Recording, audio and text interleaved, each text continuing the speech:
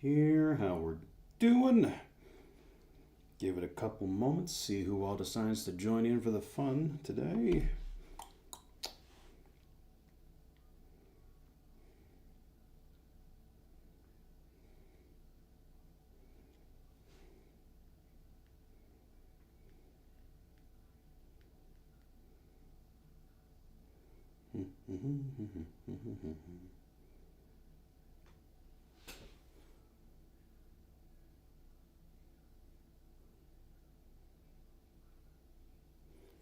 Hey, Chris, thanks for joining the live. So, you can guess what I was up to right before you joined in, right? Glad you could make it. Okay. Give it to everyone here just another minute or two, see if anyone else decides to join in. Yep. And as soon as the live is over, you can probably guess what I will be up to.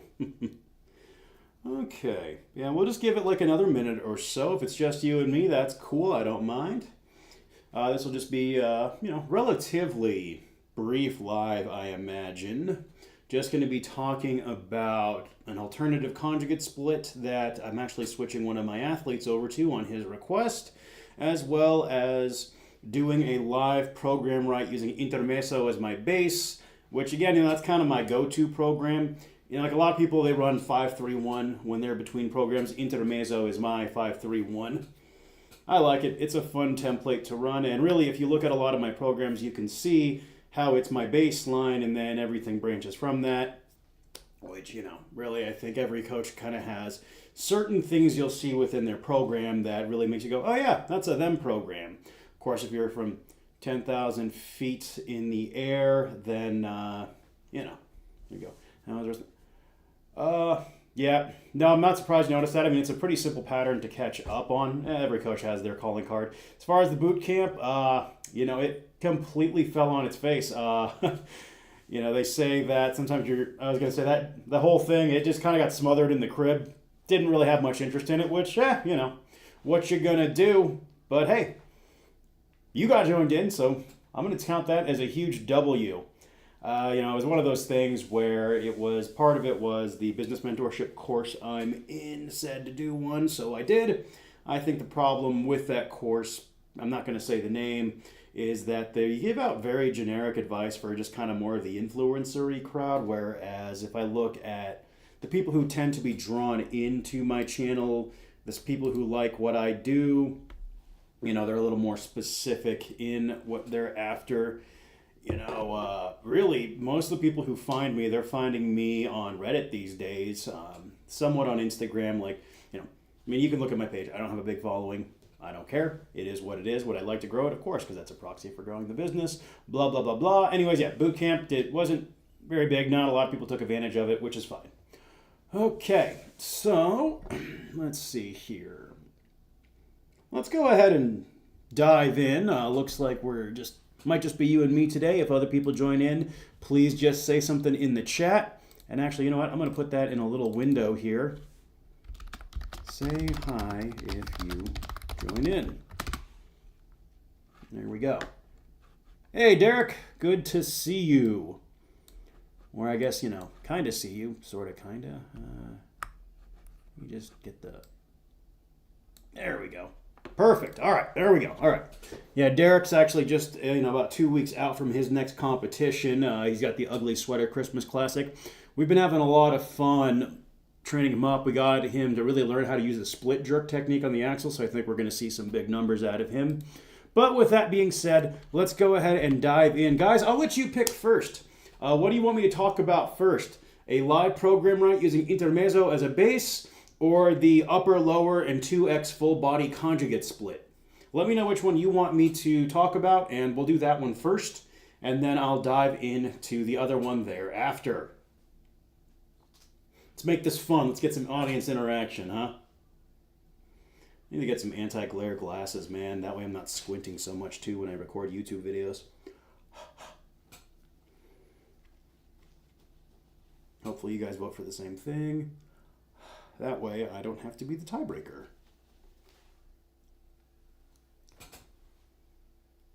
Do do do do do do do do do do do do Okay, so Chris is saying the new split, by which I assume, Chris, you're referring to the upper lower 2x full body. Would that be correct?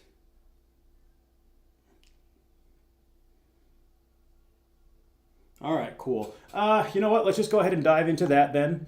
And actually, we can go ahead and we can even recycle Intermezzo as a base template for our new quote unquote new program, right? So let's go ahead and get into it. Now, the reason that I'm actually even talking about this is I recently had an athlete. They kind of messaged me last minute during the week. I'm not going to name names. And he said, oh, hey, coach, I forgot to mention that this week is going to be a 3 days training week rather than a 4 days training week, which, life happens. So what we did is we took the developmental days and we kind of mushed them together. And then after he did that, he had mentioned how he really likes having full body days in his training. And it's one of those things where full body or upper lower, I don't think there's enough of a difference to really matter. I do think that if you do our 4x a week, I think 4x a week full body, unless you're a power lifter, it's not my favorite way to train. It's not my favorite way to coach because I just think it gets extremely complicated to consolidate stress and fatigue, especially across the low back. However, if we're doing one upper, one lower, two full body, then you have means and methods by which you can actually consolidate the training stress. And this is how we might go about doing that, okay? So let me just get some more cells down here. Perfect. All right, so using that as a template, we'll go lower intensive, upper intensive, full body developmental, and then the fourth day is full body accessory. So the idea here is your first 2 days, you can actually keep those pretty bog standard. So we'll just copy paste, bada bing, bada boom, basic enough. Then from here, what we would do is we look at our full body developmental day. And what we want to do is order the exercises in a way that makes sense, right? So let's say, for example, we have a strongman athlete and, on lower intensive, he's doing a deadlift of some sort, which means he's doing a lunge here, okay? So we'd want to start with either the push press or the squat, and depending on what we're trying to extract out of them and develop, we could go from there. In general, we'll probably start with a squatting pattern exercise because that's going to help prime leg drive for the push press that they're doing on their full body developmental day. Because in general, on intensive days, I like to focus more on static pressing. Of course, exceptions, rules, that's how it always goes. So what we might do here is we might do a front squat developmental wave where we're focusing more on speed work, or we're using, the front squat versus chains with a pause to help improve positional awareness. And then we're going to go into their push press, like so. So then what we do here, we knock that off right there. So then we have all this left over. And really, in general, what it is I pretty much just move a bunch of accessories all in the same day. So this fourth day becomes a lighter, low-stress day, whereas the full body developmental might be a bit more demanding. So then, for the third exercise, we might do something such as loading event work. And because, if they're front squatting and they're doing overhead press, they're probably wearing their squat shoes. So to me, it makes sense to put in a loading event here. And the loading event essentially replaces an RDL. Because if we look at, sandbag or stone loading, it is hip extension, right? Makes perfect sense in my brain. So then we'll do a loading event thereafter. And then after that, we'll probably go ahead and do a vertical pull, because that'll help stretch out their low back, give them a little more recovery. They're going to feel a little less beat up. And then from here, what we'll do is we'll go ahead and we're going to throw in some bicep work.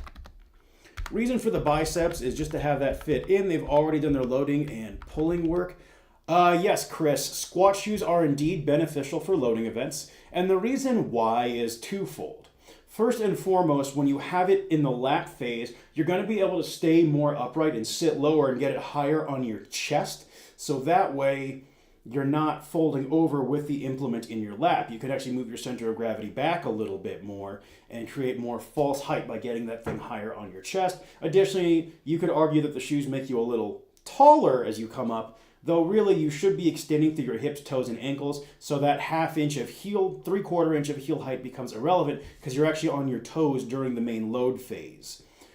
And then the other side, the other reason why the squat shoes can be very beneficial is because that the extension phase, right, as you're coming up before you go on to your toes, you're going to be able to get more quadricep recruitment. So it just helps you all around in terms of keeping a more vertical torso and just getting a good violent triple extension and putting more into your quads. So yeah, definitely like the squat shoes for loading events. They can be detrimental if it's a load to carry event where you might pick up a stone and then, waddle with it. If I'm going to be honest though, I don't think the 1/2 inch of heel is going to impact your stone waddle to the bar versus the benefit you're going to gain by having the heel to help with the pick and loading phases. So I think if you're making the trade-off, use the heels. But again, play with it. Everyone's a little bit different. Happy to answer that question. Very good question, by the way. All right, so then we're here. Then after that, let's go ahead and we're going to hit some hamstrings. There we go. That covers our full body developmental day, because what we've essentially done is we've made full body developmental a false event training day, because you have your squat to kind of warm up, to prime your legs, going into your push press, which usually is going to be a competition style push press. Then we're going to do a loading event, vertical pull to stretch out the back. Vertical pulls and horizontal pulls in general also tend to work the biceps a bit. So we'll just keep the good times rolling, hit the bicepticons right here, and then top off with a little bit of hamstring work. Now for our full body accessory day, we'll do a second press of our choosing, like so. Then we'll get a chest or delt isolation. Hey there, Jimmy. Thanks for joining in. Appreciate you making time out of your day to hang out and watch me talk into my webcam while I type on a spreadsheet. So we're just doing a full body program here. So it's a lower intensive, upper intensive, full body developmental, and full body accessory. So anyways, after our second press, this is going to be our supplemental press to help us drive our pressing strength. We'll do a chest or delt isolation of choice. So that takes care of that. Throw in a rowing exercise right there. Then we can hit some low back, triceps, and abs. There we go. So just by doing that, what we've done is we've taken our 4-day split and just reworked it so you have 2 full body days with 1 full body day, more emulating the needs of a competition, and then the second full body day essentially being a full body accessory day. For some lifters, this is highly beneficial because what it allows them to do is you have 3 hard days of training a week, and then that 4th day almost acts as a bit of a mental deload because it becomes a lower priority, lower stress day. Because you could even do something but nothing. You could do it where you do nothing but dumbbells and machines on this 4th day. This is a split I've used myself in the past where my Friday workout, I just mentally did not want it to be a hard workout. I wanted to get the work done. I wanted to be in, out, and done with it. I only had maybe 60 to 90 minutes to get the workout in. So there was no way I was going to be able to train to the highest capacity. So I swapped over to something like that. Does that all make sense? If you want, I can dive a bit further into this. What do you say? I could even make like a sample training week, kind of picking out specific exercises for a hypothetical show if you all would like. Otherwise, I'll talk a little bit more about the Intermezzo template that I use to write programs, as well as do a live program with Intermezzo. Just let me know what you guys want to do. Okay, hey, you folks have spoken, so let me go ahead and do that. So let's go ahead here. We have our full body day lined out pretty nicely. So let's go ahead. What we're going to do is we will make a hypothetical show for our athlete here. And let's make our show consist of a log for reps, axle deadlifts, max, farmer's walk. Let's see here. We need another event. Let's think of something that's kind of a nuisance event. Let's go weight over bar, and then stone series. Cool. That sounds like a good show, right? So we're going to do log for reps, axle deadlift for max weight, a farmer's walk, a weight over bar, so that's that Highland game style where you throw the kettlebell over the bar, sandbag, whatever. You get what I'm talking about. And then an Atlas stone series. Now let's go ahead and build what a sample week of training might look like for this athlete. Now, lower intensive day, obviously we're going to do an axle deadlift. And for our progression, we might do something like a deficit for 3 weeks, then low blocks for 3 weeks, then floor for 3 weeks. This will vary from athlete to athlete, but this gives us something to play with. So then some single leg work here. Let's go with Zercher reverse lunge, just because I love that. Now we're going to go with a DL stance leg press here. Because if we think about how the axle deadlift works, it's a false deficit deadlift. So it requires a bit more knee flexion and slightly lower hips in general versus a traditional deadlift. So that means we want more quad strength. So that'll help us out there. Hamstring work, just, let's just do banded ham curls. Like so. Now let's get some ab work in here. Now what I think I want to pick here is if I look at my event selection, especially recognizing that there's a farmer's walk in there, I think we're going to go with something like a Zercher march. Reason why is that's a really good core exercise, but it's also going to help us train a rigid midline with an upright torso and slightly rounded upper back, which you are going to see appear in the farmer's walk, right? The upper back is slightly rounded in general. So that'd be a pretty good way of going about a wave there. Now let's go upper intensive here. Now we have log for reps. Now log can be trained multiple times a week depending on how adept you are with it.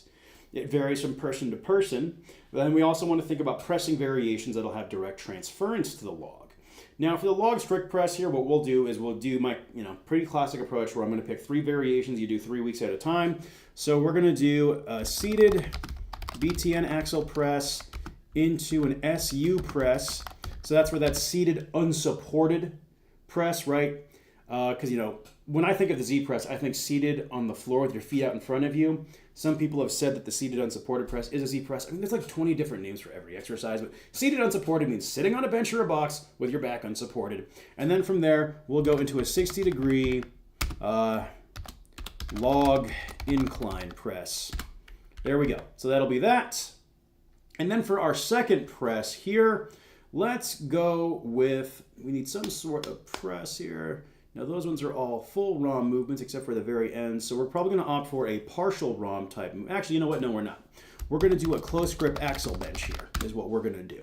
Now the reason why we're opting for the close grip axle here is axle bench tends to be very easy on the elbows, but also using close grip, it's going to force a little more scapular retraction. That way we're helping improve T-spine mobility, so that'll improve the rack position for the log push press. I like that. Let's do Lou raises here. We'll do a chest supported row here to keep low back fatigue down. Axle curl, and let's go with press downs. We don't want to do something the day before, the days leading up to our event day, that'll generate a ton of soreness in the triceps. So something like a rolling overhead tricep extension would be, in my opinion, a bad idea, just because it's going to generate excess fatigue. Now, full body developmental day, we're going to go front squat versus chains. Log, stone series, pull-ups, hammer curls, and then we will do, let's go with the GHR right there. That makes sense. All right, now it's our full body accessory day. And what we will do here is, depending on the lifter and their overall fatigue levels, I actually wouldn't mind have them doing more log work. So we'll either do light log or strict log. Depending on the individual, chest or delt work here, we'll do face pulls. Now here's where I'm going to make an audible. Instead of doing a row and a low back, we're going to train farmers here. And the reason why we're doing that is I think we're getting plenty of lat work elsewhere throughout the week. So yeah, to me that just makes sense. I'm just going to roll with that, and we could even do, pull-ups, forgot to put that there. So we'll do farmer's walk there, then we'll do triceps, and then abs. And actually, let's put those at the bottom. And, farmers. And then right here, we'll do some weight over bar work. So that could be stuff like kettlebell snatches, for example, and that'll slot in real nicely there. So that's what a sample week might look like. We got the axle deadlift progression, Zercher reverse lunges, deadlift stance leg press, pull-ups, banded ham curls, and a Zercher march. Then we're going to go a seated BTN axle press to an SU press to a 60-degree log incline, Lou raises, close grip axle bench, a chest supported row of some sort, axle curl, press downs. And then full body developmental, we're going to go front squat versus chains, log, stone work, pull-ups, hammer curls, and a glute ham raise. And then our full body day, our 4th day of the week, we're going to do some more light log work, a weight over bar work, face pulls, farmer's walk, and abs. There we go. And it'll vary from athlete to athlete. Naturally, I want to see kind of how they're feeling. I might even drop the curls here on the upper intensive day, just so their biceps don't have any fatigue going into the log. It all depends on the individual and how they respond to the volume and frequency, but this gives us something to play with. Additionally, we could even think about putting the farmer's walk over here on upper intensive to help consolidate training stress a little bit, and then making this day more, upper back dominant alongside some extra arm work. But, you play with it from athlete to athlete. But does that all make sense? Any questions on that, chat?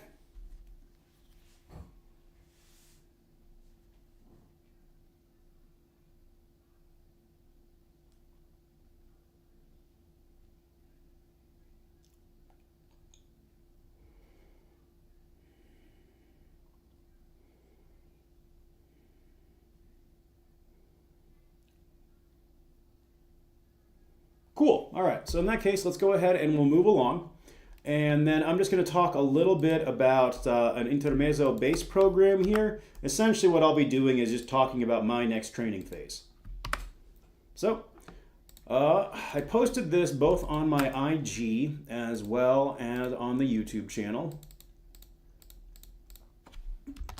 Intermezzo is just a really nice 3-week training wave. It's one that I'll use just when I'm between programs. This is essentially what I'm going to be doing next week, the week thereafter, the week thereafter, leading into Christmas. Because right now, mentally, I just don't have the bandwidth for running a more complicated training cycle. I just want to think 3 weeks in advance right now. I think that's going to work really nicely for me. So let's talk about what I'm going to be up to, and I'm just going to kind of explain each day. Now, if you'll remember, the intensive approach on Intermezzo is you hit a top set of 5 to 8 reps, then you drop the weight 20% and do a set of 10 to 12. And I'm just going to be doing high bar squats on this day because, frankly, I need to keep working on my squat. It is improving, but it just needs more work. Then after that, I'm going to do a snatch grip RDL. I have some athletes running these right now, and they have very strong opinions on them. But the key thing is their lifts are getting stronger too, so I'm happy with that. Now, after that, I need to be doing some sort of leg press. I'll be honest, I freaking hate leg pressing. It's just something I do not enjoy doing. So I'm actually going to swap this out for a Bulgarian split squat, which, depending on who you ask, I'm an absolute psycho for making that change. Then we'll do some chins, banded ham curls, and then the ab work. And what I'm going to do here on the split squat is I'm actually going to make this a superset, or a triset rather. We're going to go Bulgarian split squat, chins, and then some sort of hamstring work here, probably a banded hamstring curl.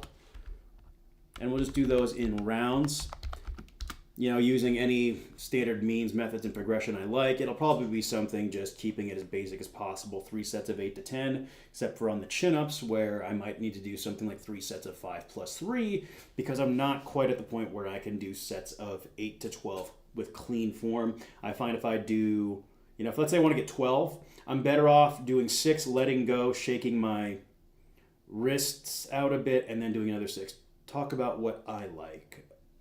Depends on what I like. I mean, there's a lot of things I like. You'll have to, Jimmy, if you could kind of clarify what you'd like to see me discuss in terms of what I like, in terms of like exercise selection, or what exactly.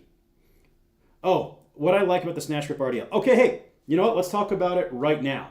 So I love the snatch grip RDL. Reason why is I'm finding for a lot of my guys, Chris can verify this, it just helps with hinge mechanics. For whatever reason, everyone seems to have an easier time understanding how to hinge correctly with the RDL when they have their grip out wide. I really couldn't tell you why. I'm going to quote the late, great Charles Poliquin here. I don't need to know exactly why it works. I just need to know that it works. And for myself, I've got a really long wingspan, so I like using the snatch grip because what happens is the plates do not touch the ground when I get a good range of motion, so that helps me keep tension in the glutes and hams the whole time. Getting that constant tension both on the eccentric and concentric, with that little pause in the bottom, it just feels awesome because I never lose tension in the rep. It also really lights up my mid and upper back. So I'm just a big fan of the snatch grip RDL in general. I think it's really applicable to the strongman athlete too, because if you think about trying to pick, an Atlas stone or a sandbag off the floor, you need to be able to hinge with a wide grip. So the snatch grip RDL has a lot of transference in that respect.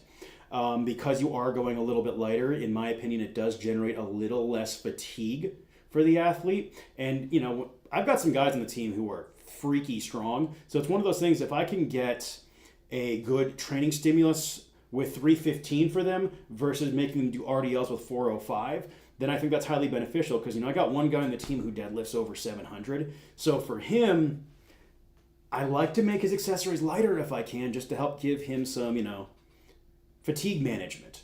It's one of those things when you look at your accessory movements, we want to think more like a bodybuilder, especially if we're in the off season. We just milk the most development we can out of a lighter weight. Whereas as we're looking at peaking, that's when we're going to pick accessory movements that maybe allow us to go a little bit heavier, but then we're also going to be dropping volume substantially. That way we keep the CNS primed to handle heavy loads, but then by reducing volume, we don't generate as much fatigue.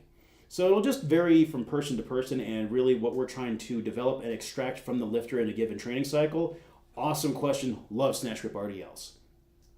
So then after that, ab work, we're going to do my usual density. You've seen me kind of throw it in a few programs lately. It's 10 minutes. You just start running a clock, 10 to 15 ab wheel, 10 to 15 leg raises, 10 to 15 side bends each side. Just knock out the ab work as you will.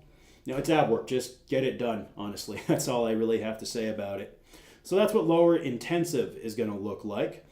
And for me, with my schedule, my intensive days, I have those earlier in the week because I have more time to get those workouts done. My developmental days, the workouts have to be a little bit faster.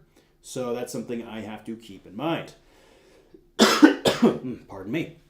All right. Now let's move into upper intensive.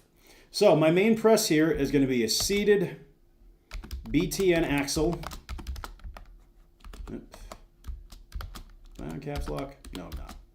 Axle, whatever. I'm screaming as I say it. The seated behind the neck axle press. Hey, Jimmy, thanks for joining us. I appreciate you taking the time out of your day to hang out at the live. If you ever have questions, just post them in my community section or hit me up on IG. Just let me know, man. Love answering questions. Makes these lives a lot more enjoyable. But yeah, so then we're going to do a seated behind the neck axle versus chains. The reason I'm opting for this variation right now is just to help overload my triceps to improve my lockout strength and arm size because I'm tired of having skinny arms. And I just love the BTN axle press. I've been having a ton of fun with that one lately. So I'm just going to keep that. My second press here, what I want to do is I'm actually going to do dips. I do want to get better at calisthenics in general. Just improve my strength to weight ratio. There's a quote, it was like calisthenics demand aesthetics, because I'm a big believer that aesthetics, a big consequence of aesthetics is just simply having an amazing strength to weight ratio for reps. If two guys both deadlift 500 pounds, the skinnier guy, the lighter guy who can deadlift 500, he's probably naturally going to be at a lower body fat, so he's going to have more of an aesthetic demand, and really the ultimate expression of strength to weight ratio is done through calisthenics. So just a good option there. And now delta or triceps, I'm probably going to do laying lateral raises. I've been wanting to experiment with this variation for quite some time. I have a functional trainer. I just have never done this exercise, but you see a lot of the bodybuilding coaches recommending it. So I'm going to say it's my turn. Let's do it. Now I need to pick a row of my choosing here, and I'm probably just going to go with a seal row. Keep it very simple. Then we'll do an incline curl because I'll already have the bench out, and then press downs. All right, there we go. That is upper intensive. Now, lower developmental, we're going to go beltless deadlift. And the reason why I want to do a beltless deadlift is just to work on my breathing and bracing and core mechanics. Also for me, I'm trying to lose a little fat right now, so it's kind of a present to myself. If I can get really good at my bracing with the deadlift while I'm losing weight, when I finally put one back on, there's that mental game of, oh hey, I'm back in a few notches. Would you look at that? Plus I've got my new belt arriving, so just a good way of kind of, having a little fun with it, right? If I can get those 3 weeks and just really lock it in. Then after that, we're going to do a vertical pull of my choosing. Let's go ahead and make that BTN lats. I'm loving my BTN work. Now hams and low back. I'm probably going to do some KB swings here. I've got a progression. It's usually a 10 by 10 EMOM sort of dealio, because that's going to work my low back to a very good degree while also improving my conditioning. Hamstrings, probably banded curls again, but I am getting a GHD, rack-mounted GHD in the coming year, so that'll be fun to play with down the road, but we'll just keep it as banded curls for right now. Do I ever use a soft belt? Yes, I do. I tend to use the soft belt if I'm doing axle clean and press or log clean and press, because it just keeps me from getting pinched more than anything. They definitely do offer some weight support. They're a good option. I love them. I'll use them more when I'm doing strongman style stuff. I do not like wearing a soft belt plus a hard belt when I'm doing stuff like a deadlift, though. I find it really mucks up my positioning and I just don't feel good. I do think the soft belt is nice for squats as well. Soft plus hard on a squat is nice. But in general, I don't use the soft belt too often. And I think part of that is just I have not found big benefit from using it consistently. But it is nice. They are great to have. I have one in the toolkit just so I don't pinch myself. They're awesome. Some ab work. I'll probably just recycle the density ab protocol again here. All right, and now my upper developmental day. I think for my approach here, I've been kind of going back and forth on what I want to focus in on here. I think I'm going to do a log push press here, just because I need to spend time with that implement a little more consistently to get better at it. So that'll fit in nicely. And then we're going to do a close grip Larson axle bench. Reason being, as I talked about previously, it's going to help improve my rack position with the log. So that's going to be good for me long term.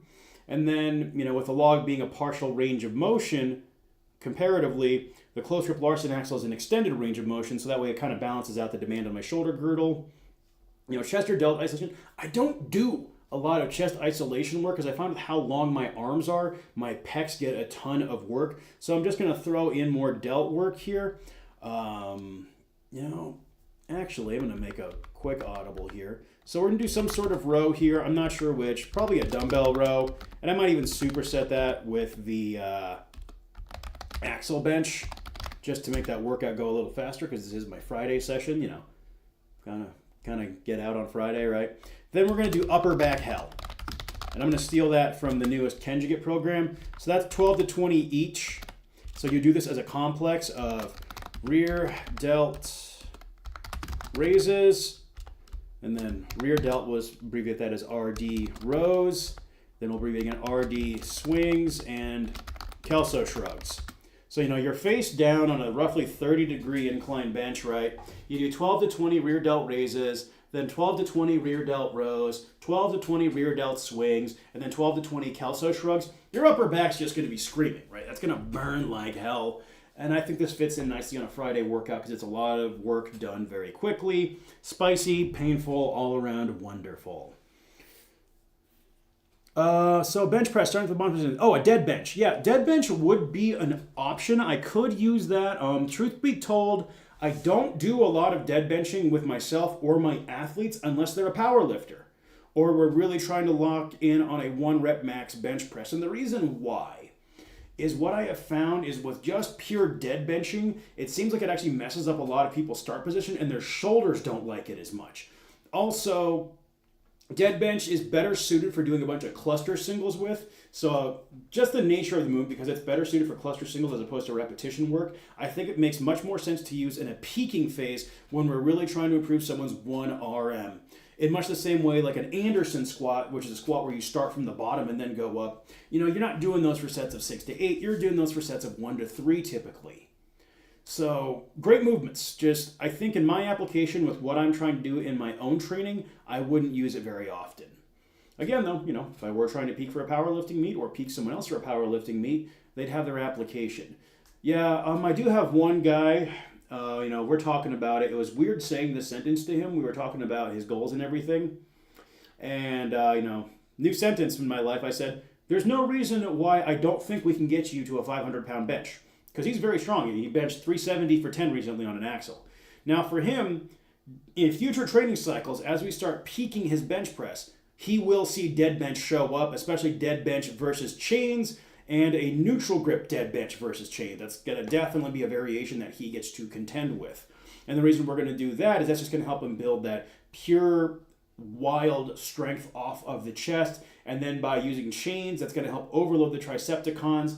And then I like the idea of using a neutral grip if we are starting from the very bottom, just because that helps prevent any potential issues where maybe his elbows flare, so we can preempt that, keep his shoulders a little bit healthier, just because he doesn't have the eccentric to help kind of guide elbow position coming down.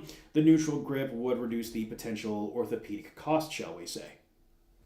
Now, in terms of biceps and triceps on this final day here, we'll keep it pretty simple. Let's just go with an axle curl, because I like axle curls. They're really fun. And then for Tricepticons, let's do my Howling 30s. Chris, you're familiar with Howling 30s. They suck, they burn, they're extremely effective. And also, after upper back hell, my delts will be on fire. So that's, yeah, it's kind of what it's looking like for me in the upcoming 3 weeks. I might play with this a little bit, make a couple changes here and there, but overall, yeah, this looks fun. I'll be using a lot of stuff like my 2RD8 approach or 8x8 method, maybe rest pause on a couple of these.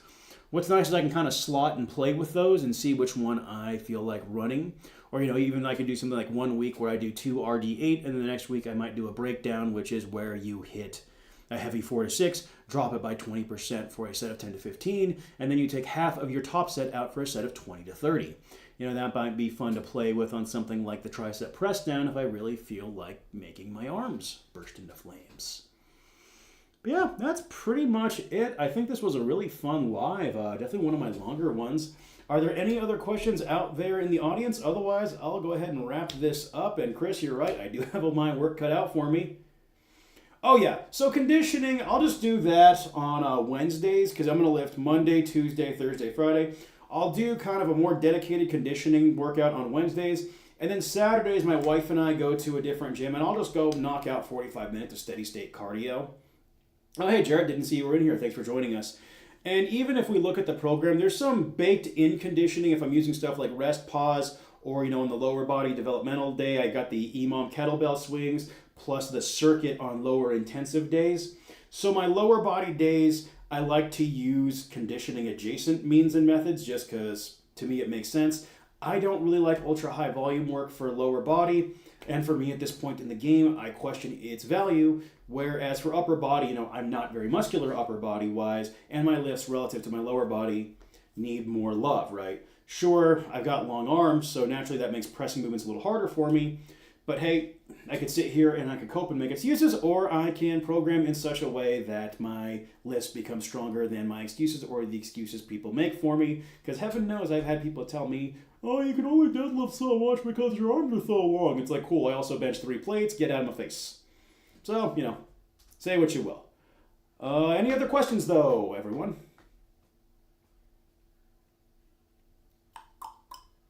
Yeah, and plus I could always throw in a little conditioning at the end of any of my given days, maybe throw in some ski erg intervals or something, but it's not really a huge priority. Yes, I know you benched 3 plates. Granted, it was, 25-pound plates, but you still did it, right? Ah, I beat you to the punch. Yeah, they sure do. They sure do. Hey, Chris, thanks for joining. Jarrett, appreciate you taking time out of your day. Derek, if you're still here, thank you. I know Jimmy already headed out. This was fun. It's kind of nice. I had more idea of what I was going to talk about. So just so everyone knows, Gamer Strongman Jarrett, he's actually running Conjugate 3 right now. So I'm sure when you logged in, Jarrett, you saw upper back hell and you just felt your skin tighten a little bit. He recently had his Delt 30s where you have to do 3 front raises and 3 lateral raises all the way until you hit 30 total reps and Howling 30s after that. So I imagine you were feeling really spicy, buddy. Conjugate 3 also has the Snatch Grip RDL in there, so Jarrett's definitely got his work cut out for him. I think he's going to make some really good progress, though. So make sure, if you are on Instagram, to follow him at Gamer Strongman so we can cheer him on as he feels the Kenergy. Yes, he was deceased, but, you came back from it. You are risen. The Kenergy is with you. Alrighty, folks. Well, I think this about wraps it up.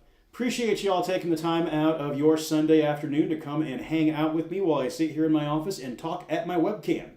You folks have a wonderful rest of your day. You know where to find me, all the usual media sites that are quite social. Just let me know if you have any questions or topics you want me to cover next time. And bye for now. This is Mark, signing off.